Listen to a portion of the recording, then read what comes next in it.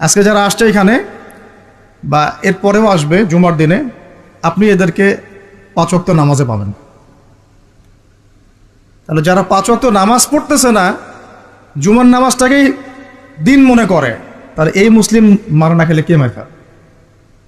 আমাকে বুঝান, আমি বুঝি না, কিছু বিষয় আমি বুঝি না।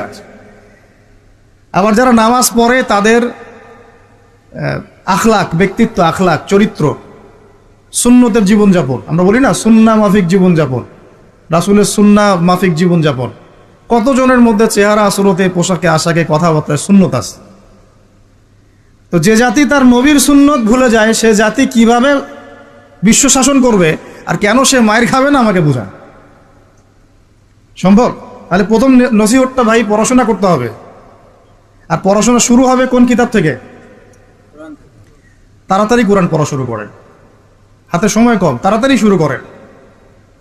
প্রত্যেকটা জেলায় জেলায়, গ্রামে গ্রামে, ইউনিয়নে, প্রত্যেকটা জায়গায় মসজিদ, মাদ্রাসা, মক্তব প্রতিষ্ঠা করেন। আছে, নাই তা না, অবশ্যই আছে, এটা আমাদের সৌভাগ্য। প্রত্যেক জেলায় মাদ্রাসা আছে, প্রত্যেক জেলায় মাদ্রাসা আছে, মহিলা মাদ্রাসা আছে, মক্তব আছে, আরও অনেক কিছু আছে, দারুল ইলমগুলো আছে। কিন্তু আমরা আমাদের সন্তানদেরকে পাঠাচ্ছি কি না? আমরা আমাদের বাচ্চা কাচ্চাদেরকে পাঠাচ্ছি কি না? আমাদের যুবকরা সেখানে আসে কি না? আপনারা তো ফ্যান্টাসিতে অনলাইনে দিন শিখতে চান। 3টা মাস কোনো আলেমের কাছে বসে কি ক্লাস করেছেন? কখন একটা কিতাব কি পড়েছেন? অনলাইনে একটা ভিডিও দেখে কি শিখবেন? অনলাইনে দিন শিখতে গেলে আপনি এটাই শিখবেন, অমুক যা বললো তমুকের বিরুদ্ধে, আর তমুক যা বললো অমুকের বিরুদ্ধে। অনলাইনে এটাই শিখবেন আপনি। আর এটার পিছনে এক শ্রেণীর ইউটিউবার, ফেসবুকারও দায়ী। শুধু সে ব্যক্তি দায়ী তা না, এরাও, মিডিয়াও দায়ী আছে। অমুক যা বললো তমুকের বিরুদ্ধে, আর তমুক যা বললো অমুকের বিরুদ্ধে। মানুষ মজা পায়, ওর কন্টেন্টের ভিউ বেশি হয়, কামাই বেশি, দিনের তো ক্ষতি হয়ে গেল। আম জনগণের মধ্যে ইসলাম সম্পর্কে বিরূপ ধারণা সৃষ্টি হলো। বিশ্বাস করেন, আমি অনেক বড় বড় মহলে মেলামেশা করেছি এবং করেও যাই, আমি ফখর করছি না। অনেক সময় এমপি মন্ত্রীরাও পর্যন্ত ফোন করে কথা বলে যে আপনি অর্থনীতি সম্পর্কে যা বলছেন এর সাথে আমরা একমত, অন্তত এই জায়গায় একমত, আলহামদুলিল্লাহ, তাও ভালো। আমি বলি পরের বিষয়গুলো পরে বুঝবেন, ওগুলোও বুঝবেন পরে ইনশাল্লাহ। আমি ফখর করছি না এটা, কিন্তু সাধারণ মানুষের সাথে মিশে আমি কি জানলাম জানেন? সাধারণ মানুষ, আম জনগণ কি মনে করে, বলে যে ভাই আপনি ইসলাম সম্পর্কে সুন্দর কথা বলেন, ভালোই, সবই ঠিক আছে, কিন্তু আপনাদের আলেমদের মধ্যেই তো ঐক্য নেই, আপনি কাদেরকে নিয়ে দিন কায়েম করবেন? আমাকে বলেন, আমি কি অ্যান্সার দিব? কি চাচা, কথা কি ঠিক না ভুল? আপনি বলেন, আমি কি অ্যান্সার দিব যখন তারা এভাবে আমাকে বলবে আপনি দিনের জন্য কি করবেন, কিভাবে কায়েম করবেন? আপনাদের মধ্যেই তো ঐক্য নাই। আপনাদের এক আলেম আরেক আলেমকে গালি দেয়, আরেকজন আরেকজনের সম্পর্কে গীবত করে, আরেকজন আরেকজনের সম্পর্কে সমালোচনা ধুয়ে রেখে দিচ্ছে, মানে ওয়াশিং মেশিন অনলাইনে ধুয়ে দিল একটু। আমাকে বলেন কেন মাইর খাবো না? তা এমনি তো ঐক্য নাই, তার মধ্যে মানে ঐক্য বিভক্তি বাড়ানোর জন্য আমরা উঠে পড়ে লাগছি। আর কিছু ইস্যুবাজ আছে ভিতরে, ইস্যুবাজ, আজকে একটা ইস্যু, কালকে আরেকটা ইস্যু, পরশু আরেকটা ইস্যু। এই করতে করতে আসল যে গন্তব্য, আসল যে লক্ষ্য, সেখান থেকে সরে গেলাম। আসল লক্ষ্যটা কি জানেন? ওই যেখানে আমাদের ভাইরা এখন মার খাচ্ছে না, ওই ফিলিস্তিন, ওই জেরুজালেম হচ্ছে আমাদের আসল লক্ষ্য। ওইটাই পৃথিবীর এমন একটা জায়গা যেখান থেকে সভ্যতা শুরু হয়েছে পৃথিবীতে। মক্কা থেকে শুরু হয় নাই, ওই ফিলিস্তিন থেকে পুরো বিশ্বে সভ্যতা শুরু হয়েছে। আজকে থেকে এটা 10,000 বছর আগের কথা, ওখান থেকেই শুরু হয়েছে। আর ওখানেই পৃথিবীর শেষ হবে।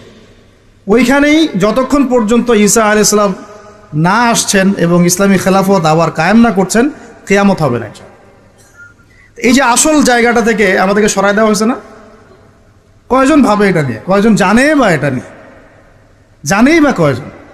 কিছু মানুষ আছে সারা জীবন হাত বাঁধা নিয়ে আপনাকে ব্যস্ত করে রাখলো। বাঁধবেন কোথায়? এখানে বাঁধবেন, এখানে বাঁধবেন, এইভাবে বাঁধবেন, এইভাবে বাঁধবেন, না এইভাবে বাঁধবেন, 5টা 6টা জায়গা নিয়ে ক্যাচাল করতে করতে করতে হায়াতই শেষ হয়ে গেল। সুবহানাল্লাহ।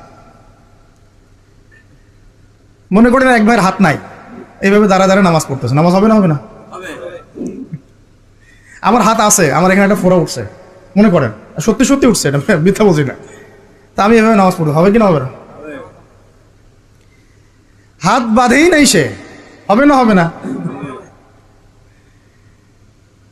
আর যখন বোম পরে জান থাকবে না তখন হাত বাঁধে কি করবে? তখন উম্মার মধ্যে মারামারি কাটাকাটি বিভক্তি, আর কাফেররা এসে উম্মার সাথে যুদ্ধ করা শুরু করবে, তখন কি হাত বাঁধে নিয়ে ব্যস্ত হয়ে থাকবে? তো এই ব্যস্ত আছেন বলেই তো হাতে অস্ত্র ধরতে পারছি না। এক ভাই খুব সুন্দর কথা বলছে যে ইসরায়েলের উচিত যে বাংলাদেশ থেকে এরকম কিছু শায়েক এবং মানুষকে হায়ার করা এবং এদেরকে ফিলিস্তিনে ছড়িয়ে দেওয়া, তাহলে জীবনেও ফিলিস্তিনিরা আর অস্ত্র হাতে নিতে পারবে না, ওরা এগুলো নিয়েই ব্যস্ত থাকবে সারা জীবন। আল্লাহ না করুক, যদি আল্লাহ না করুক, আমরা দোয়া করি, কিন্তু আমরা আশঙ্কা তো করি, আল্লাহ না করুক যদি শান্তিপূর্ণ এই বাংলার মাটিতেও কখনো এরকম পরিস্থিতির সৃষ্টি হয়, আল্লাহ না করুক, দোয়া করি আমরা, তখনও এক শ্রেণীর মানুষ এগুলো নিয়েই ব্যস্ত থাকবে। আপনাকে আপনার মূল লক্ষ্যটা থেকে সরায় দেওয়া হয়েছে। এটা বোঝার জন্য, এই ফিতনাগুলো চেনার জন্য ভাই, সবার আগে দিনের জ্ঞান অর্জনের কোনো বিকল্প নাই। পড়তে রাজি আছি তো ইনশাআল্লাহ? অনলাইনে দিন শিখতে পারবেন না। কিছু ভালো ভালো আলেম আছেন যাদের লেকচার হয়তো শুনতে পারবেন, শুনে আপনি উৎসাহিত হতে পারবেন, বুস্ট আপ হবেন, ইন্সপায়ার্ড হবেন, কিন্তু এটা দিন শেখার কনস্ট্রাকটিভ কোনো প্ল্যাটফর্ম না।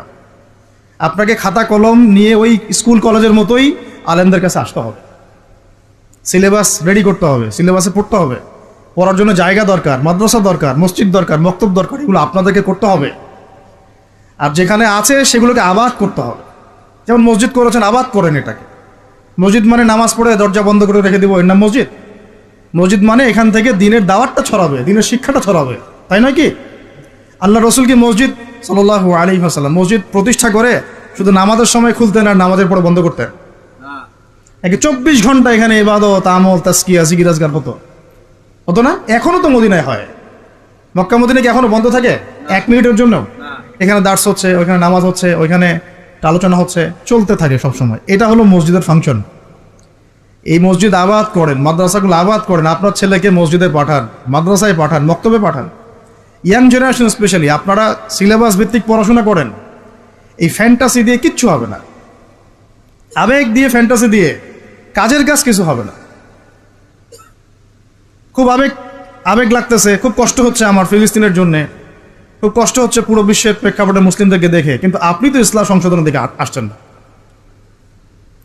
মাঝে মাঝে নামাজ পড়ছেন, কোনোরকম 5 ওয়াক্ত নামাজ পড়লেও সুন্নাহ মাফিক জীবনযাপন করছেন না, জিনায় লিপ্ত হয়ে যাচ্ছেন, সুদ খাচ্ছেন, অর্থনৈতিক জীবনের কথা বলছি, এখানে সুদ খাচ্ছেন, ব্যবসায় প্রতারণা করছেন, রাজনীতি করতে গিয়ে আপনি তাগুতের দিকে চলে গেছেন। এক কথায় তাগুতের দিকে। তাগুত মানে আল্লাহ বাদ দিয়ে যার উপাসনা করা হয়। আমরা এখানে আল্লাহ পাকের বিধানের দাসত্বের চাইতে মানব রচিত বিধানের দাসত্ব বেশি করেছি এবং করছি, এখনো করছি, করে যাচ্ছি। কিছু করার নাই, কারণ পুরো বিশ্বটা এইভাবেই তো ফাংশন করা। যাদের গলায় জাতিসংঘের দড়ি আছে এরা তো এখান থেকে বেরোতে পারবে না। পারবে না, তাহলে ওদের আন্ডারে যে রুলস অ্যান্ড রেগুলেশনস এর আওতায় তো চলতে হবে। কিন্তু শিরক হয়ে গেল, এখানেও তো শিরক হয়ে গেল। মার না খাওয়ার কোনো কারণ নাই আমাদের এখন। এই পর্যন্ত যে আমরা শান্তিপূর্ণভাবে নামাজ কালাম পড়তে পারছি আল্লাহ পাকের রহমত।